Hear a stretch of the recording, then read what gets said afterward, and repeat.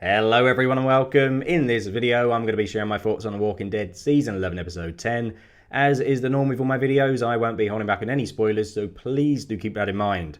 Anyway, without further ado, let's begin. This week's episode was probably one of the strangest episodes of The Walking Dead to date. It was just so bizarre seeing the characters in a situation that I'm not used to seeing them in. You know, seeing characters have jobs and... yeah, it was just really strange. It was a massive culture shock for me. I liked it. I really liked the episode, but yeah, it was very, very jarring. Not what I expected, and it just felt kind of odd because I'm not used to seeing, Daryl working a 9-to-5 job and having to worry about money. It seems a bit alien to me, but I liked it because it felt fresh, it felt new, and it feels like we're starting like a new story now. It feels like we're starting a new plot, and with the plot's moving forward, whereas the Reaper arc just kind of dragged out, and it felt very samey. But this actually feels like, a fresh new story, and yeah, I'm all for it. After last week's cliffhanger in which the Commonwealth arrived at Alexandria, I was kind of expecting the show to slowly introduce these characters to the Commonwealth. So I was expecting maybe an episode focusing on them traveling to the Commonwealth, and then they go around the place and they get used to it, get acclimatized to the place, and yeah, I was expecting us to be introduced to it gradually and slowly and give these characters a chance to fit in. But the show doesn't do that. Instead, this episode starts 30 days after the characters have been at the Commonwealth. And like I said, it's a big culture shock because everything's changed now. You've got Daryl working a job, you've got him worrying about money. Connie is like some kind of newspaper reporter, like a journalist. Ezekiel has his own petting zoo. Carol is like baking cakes, working in some kind of bakery. Princess has a record store, and it's just crazy, just seeing characters in this situation, seeing them in a community and working and getting paid, and yeah, really bizarre, but I'm all for it because it's different. It's different. I think this is what The Walking Dead needs. It's different. I don't want to see, like the problem with the Reapers was I don't want to see another group of crazy people. We've been dealing with that for the last, 10 years, the last 10, 11 seasons, whatever. I don't want to see that anymore. So I know that not everyone is a fan of the Commonwealth arc in the comics, but I like it because it's different. I like it, and I like this episode. Daryl and Rosita are both doing their military training in order to try and join the Commonwealth militia. They have to go to find Mercer, who gives them this team building exercise in which they have to kind of clear like these little houses of walkers, and he pairs them up with random people to see how they work in a team, basically. Daryl is a bit frustrated with this random pairing, with being paired up with someone else, because he knows that he can work well with Rosita. And, the thing with Daryl is that he is a bit of a lone wolf. It takes him a while to, warm up to people. So, yeah, I'm sure that he's not too pleased about being joined by this randomer, and that's illustrated by the fact that this guy tries to shake his hand and he's just like, yeah, hey, he's not interested in making friends with people, really. It takes him a while to get to know people. Daryl's partner in this exercise is pretty useless, to be honest. I mean, Mercer says that there's only one knife between the two of them, so he gives them one knife, and I guess to get them to cooperate or whatever. So Daryl gives the knife to his teammate. And even though like his teammate has the knife, he still can't fight off walkers. He still can't kill them. Whereas Daryl is just running around the house like killing walkers with his bare hands, throwing them into walls. And yeah, his teammate was absolutely useless. But, unfortunately what happened was that Daryl was kind of so engrossed in killing the walkers himself and not really caring about his teammate that Mercer actually had to intervene and shoot a walker that was attacking his teammate, which caused Daryl to fail the exercise because... Mercer was saying to him, you weren't working as a team, which is what I told you to do. Rosita's partner as well isn't great. I mean, he's not as adept at fighting as Rosita is, but he's more competent than Daryl's partner, and the two do manage to pass their exercise and pass the test. There's a cool little scene in which Rosita has to, she rips off a walker's leg and stabs the walker in the head with its own leg bone. I kind of like how Rosita's getting a lot to do in the show lately, I think she deserves it. She's had a couple of cool scenes lately. She had a scene in... the episode at Alexandria in episode 8 where she's fighting off the walkers on her own. And it feels like they're giving her more to do, finally. And yeah, I like that. After Daryl fails the team exercise, Mercer says to him, right, that now you have to come with me as your punishment. We're gonna do something. And basically what it entails is that he has to push these walkers out of this crate, or guide these walkers who are in this crate towards Sebastian, so that Sebastian can have his little playtime and have some fun with them and kill them. Rosita also tags along when they're doing this because she doesn't want to leave Daryl on his own, and she volunteers to help out. Sebastian brings along a selection of all the protagonist weapons, which they took from everyone when they entered the Commonwealth, and he uses them as basically play toys just to, blow off some steam and have some fun with some zombies. And I mean, this guy's a fucking idiot. This guy is an asshole. You know, he's just doing this for some kind of entertainment. He really got my nerves when he disrespected the characters' weapons, because he has like a bag full of all their weapons and he's going through them to try and find which one he wants to use. And he picks up Judith's sword, and then Daryl says to him, "Oh, be careful with that one, because I guess, you know, it's Judith's weapon, it's precious to her." And he's just like, "Oh, this thing's useless," or words to that effect, and throws it away. And that really pissed me off. I know it's only a sword or whatever, but I was like, that really pissed me off, because that means something to Judith. That's Judith's, you know, precious sword that her mum gave to her, and you're just like, throwing it away. Like, just such disrespect. And, you know, by disrespecting the characters' weapons, you're also disrespecting the characters themselves. And yeah, this guy's just an arsehole. He's just a piece of shit. He has no respect for their items, and he's just an untitled brat who just wants to, you know, do whatever he can, play with some walkers. And then when Daryl saves him from a walker, he berates Daryl, because of course he does. You know, he's just an arsehole. He's just an arsehole. As you'd expect, Daryl isn't too keen on Sebastian, and after Sebastian leaves in a strop, him and Mercer have an exchange, and, you know, Daryl says to him, "Why have I got to, you know, live up to that kid's ego? Why are we doing all this stuff for him?" And Mercer basically explains to him, like, "Look, you can have a nice life in this place, but you have to suck this guy's dick. You know, Sebastian is the son of Pamela, you know, the leader of the Commonwealth, so you've got to put up with his crap. Like, yeah, it's annoying, but if you do that, you can live a nice life here." And ultimately, that's what Daryl ends up doing, because come the end of the episode, Daryl arrests a former Commonwealth soldier who tries to take Steph hostage. I'll get to that later on. Yeah, and Daryl arrests this character, and instead of taking, you know, the glory for himself and saying, "Look, Pamela, I've arrested this guy, thank you," he hands the kid over to Sebastian and was like, "Yeah, no, Sebastian, you caught him, you go and take all the glory." And, you know, he's basically licking Sebastian's ass at this point. And yeah, he's appeasing him, but he does that because he knows that providing for Judith and providing for RJ is more important, because we have a couple of scenes, you know, a couple of really cute scenes where he's in his house, and, you know, it seems that, well, RJ and Judith live with him now, and he's their primary caregiver. So yeah, in a place that relies on money, he has to provide for them. So as much as he might want to punch Sebastian in the face, he can't do that. He has to bite his tongue and rein it in, because, you know, he knows that his kids are more important. And I think that's really commendable for Daryl. You know, it's really a far cry from, you know, the hot-headed Daryl that we saw in season 1 to now a dude who is working a job and, you know, is responsible, looking after his kids, and putting up with shit that he doesn't agree with, but because he knows that their needs are better than his. So yeah, I really respect the dude. Who would have thought we'd be in a situation where Daryl is like sucking up to some privileged kid, and Eugene was the one to punch him in the face? Like, if you told me that when Eugene was first introduced, I would have been like, no way, that's never going to happen. But here we are. Daryl might have fallen in line at the Commonwealth, but I don't think his fellow soldier Rosita is going to do the same. I mean, at the end of the episode, she finds all like the anti-Commonwealth propaganda. And I don't know, just something about her, you know, something about her finding all these slogans, these banners about destroying the Commonwealth and rebelling. I don't know, I don't think she's going to turn the other cheek and look the other way like Daryl does. I think something about Rosita, you know, to me, just makes me think that she's going to fight against the Commonwealth and rise up against them, and she's not going to be happy, you know, with how unfair the community is, which might come back to bite her in the arse. I hope, you know, Rosita doesn't die because of it, but yeah, I'm a bit worried for her now. Ezekiel and Carol get some screen time together this episode, which is a bit of a shock to me. I didn't really expect to see these two, you know, together again. It's been so long since they've had any scenes together, which was a nice surprise. And yeah, it seems like Carol, you know, now that she realizes that Ezekiel hasn't got much time left, is willing to give things another chance with him. They both have this really sweet scene towards the end of the episode where they're at, I think, Ezekiel's place, or no, Carol's place, sorry. And they both agree, you know, to a fresh start, to try things again. And I'm happy with that. You know, they've been through so much already. They lost a kid and it destroyed their relationship. And I'm happy for them to have, you know, some happiness, a chance at happiness. I mean, I think it will be short-lived because Carol is having, you know, she has a spin-off show coming up. So I don't think she would go off on a spin-off show with Daryl if Ezekiel was still alive. I can see what's going to happen is that these two get back together and Ezekiel is going to die. But, you know, for now, things seem to be quite nice and sweet between these two. Carol finds out in this episode that Ezekiel doesn't have long to live by looking through his medical record. She kind of sneaks into the hospital and, you know, she does her Baker Carol role that she did in season 6. You know, she pretends to be a little ditzy lady. Oh, sorry, I bumped into you. And actually she's like stealing someone's key so she can get further into the hospital.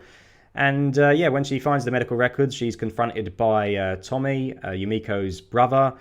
And this guy looks like absolute shit.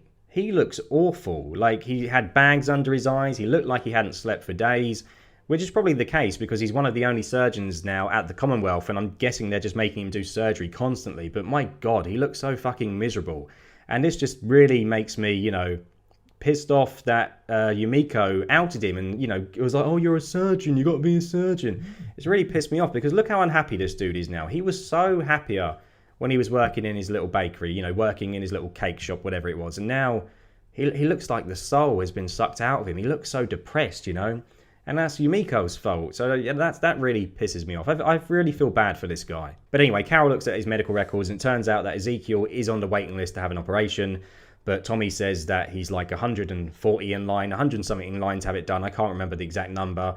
And basically Tommy says that Ezekiel won't live to the surgery. He will die before he gets the surgery because there's such a long waiting list. So what Carol does is that she then does some favours for Lance Hornsby and says to him, like, if you can move Ezekiel up the list and get him his treatment, then I'll do whatever you want me to. Now, obviously, what Carol's doing here is not ethical at all. It's not right because, moving Ezekiel to the top of the list could result in someone else losing their place and having their treatment delayed, and they might die because of it. So it's not right, but I empathise with Carol because if I was in that situation and there was someone that I loved who was dying and, someone said to me, oh, if you do me some favours, I can move them up the list and potentially save your friend, your family member, whatever, I would do it. 100% I would do it. Now, I don't know if that makes me a bad person because obviously, like I said, someone else would end up suffering ultimately in order for my friend, family member, loved one, whoever to survive, but I'd do it. I'd do it in a heartbeat. Of course I would. Let me know if you would. So, yeah, it's hard, It's a kind of a grey area in regards to this because, yeah, Carol isn't doing the right thing technically, I guess, but, she wants to save someone she loves, so I can completely understand it. I really liked that in regards to Ezekiel. He had some dialogue about characters who had died previously because it sometimes feels like this show just kind of forgets about characters once they died and, we don't really see them mentioned a lot. And in this episode, I think it's Jerry, one of Jerry and Nabila's kids, is playing with Shiva's, Shiva's leash. And, basically, Ezekiel hands it over to the kid. He's like, yeah, if you really want it, you can keep it, but as long as you honour Shiva's memory and think of her when you play with it. And then later on in the episode, when he's with Carol in Carol's apartment, they talk about Henry, and he gives her like a box of Henry's belongings, and he's like, oh yeah, Henry would have loved this place. He would have loved the party today. I think you should have it. And I like that. I like to see them acknowledge characters who mean something to them who passed away because it feels like, yeah, sometimes characters just die in The Walking Dead and characters get upset about it for a bit and then they're never mentioned again. So I liked that. It was a nice little callback. As I mentioned at the start of this video, Connie is now some kind of newspaper journalist, reporter, whatever. And I'm not really sure how I feel about this because I just find the Connie situation so bizarre because the show went to such great lengths not to actually kill her off, and just to have her disappear for a year while she films the Eternals film. And now she's come back and she gets an entire episode dedicated to her in episode 6, 11/6. But since then, she's just been there as like a peripheral character and hasn't really done anything. And it's kind of odd, like I said, they went through so much effort to make sure she survived and they could bring her back, giving her an entire episode. And then it's like, right, let's just have her off in the background and have her in a few scenes each episode. I don't know. It just feels like she's not being used enough.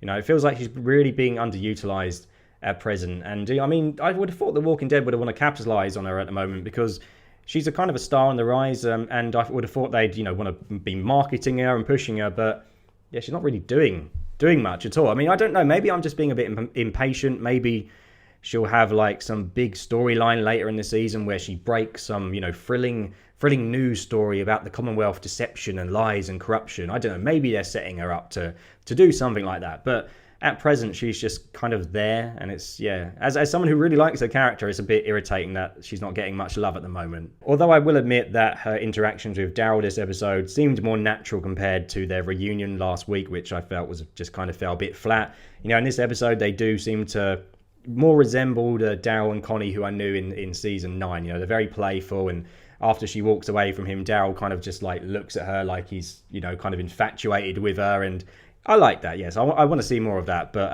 I just hope that she is given more to do this season. Let's move on to Princess, who was looking pretty fine this episode. I almost didn't recognize her without her stupid pink furry coat on. She looks a hell of a lot better. She definitely scrubs up well.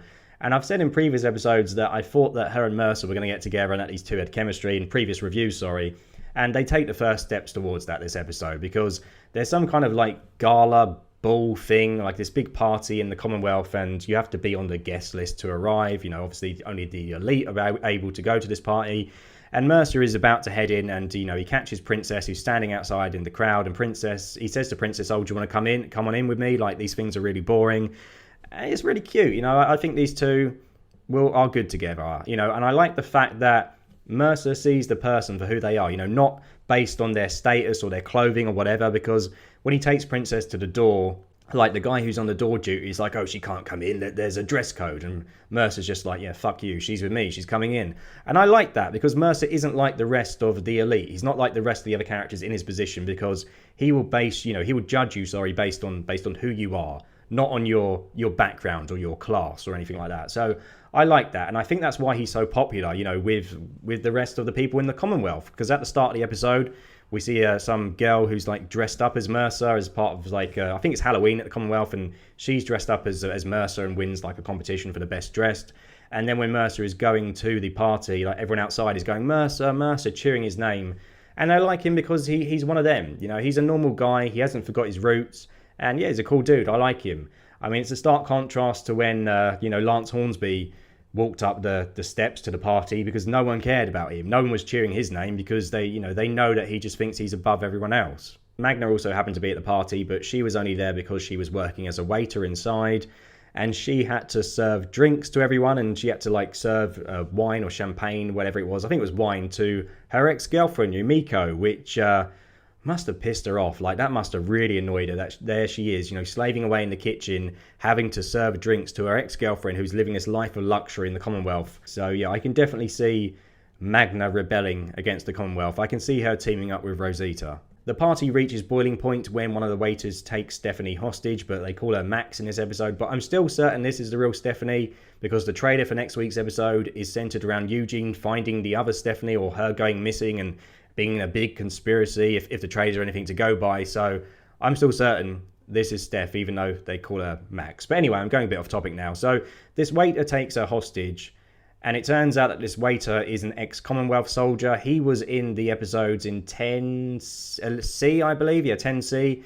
And he was the one who got his ass kicked by Princess. And as a result of that, he lost his job. And as he says to Daryl at the end of the episode, because he lost his job, he can't provide for his family anymore. Initially, I thought that maybe he'd been demoted to being a waiter. You know, maybe he'd lost his job in the military and they made him do this job waitering. But now I just think that he found a costume, like a waiter outfit, and used that as a disguise, because Magna says she's never seen him before. So I don't think he's actually actually waitering. Does that make any sense? I don't think he's actually a waiter.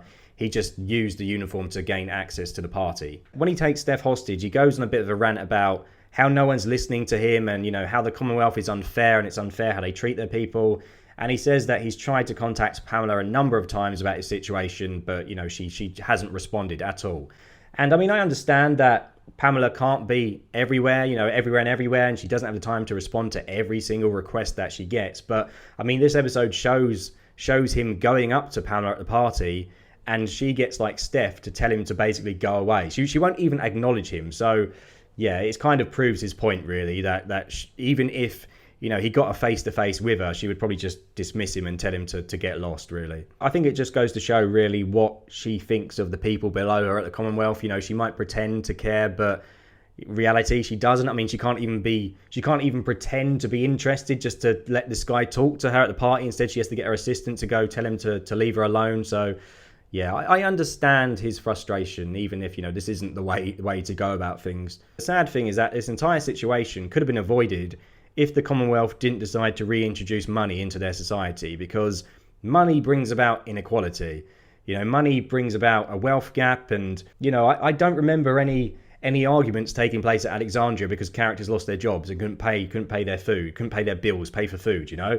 We didn't have any episodes about Rick losing his job and him complaining that he couldn't provide for Carl, because they shared their food, they shared their wealth equally. You know, everyone shared what was in the pantry, and everyone had enough to live, whereas the Commonwealth, it's just everyone's out for themselves. They only care about the rich, and the poor people get screwed. Say what you'd like about Deanna Monroe, you know, I mean, she wasn't a saint, she did overlook Pete beating up Jesse, but yeah, at least everyone in their society, more or less, they were looked after, they were fed, and They didn't have to worry about, not getting paid and, worrying about not being able to provide for their families. The episode ends with Daryl arresting this soldier and then handing him over to Sebastian.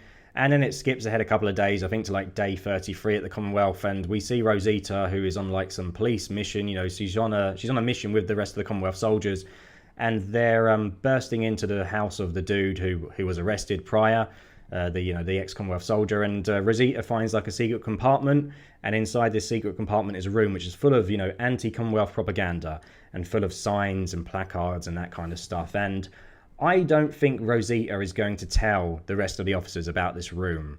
I don't know, maybe she'll like sneak out and cover it up and say, no, there was nothing here. And then she's going to start like staging the resistance against the Commonwealth. So yeah, this episode was very strange, very, very strange, like a massive culture shock. Just, still can't get my head around it. Like I said, Daryl working a job, and there's a scene where Judith is like, oh, can I have some allowance money, and I have to say Judith did get some time this episode. She got some screen time, which I liked because I'm a big fan of Judith. But yeah, it's just a really alien setting, and I think that's probably how the characters felt as well when they first arrived at the Commonwealth, and that they probably still do to an extent. Very strange, but I really liked it because like I said earlier, like I said at the start of this review, it feels fresh, it feels new, it's different. I like it. I just wish it didn't take this long to get here. I wish they just skipped over the Reaper arc and gave us this instead, because if it comes to a rewatch, I will probably just skip over the Reaper arc again anyway and just get to this stuff, get to the interesting stuff. So I wish we got here sooner, but now that we're here, I'm enjoying it, and I'm excited for the rest of the season. I'm excited to see what comes next. So let me know your thoughts in the comments below. Did you enjoy this episode? Did you like it as much as I did, or did you dislike it? Whatever your thoughts are, let me know, and I shall see you all very soon. Take care and goodbye.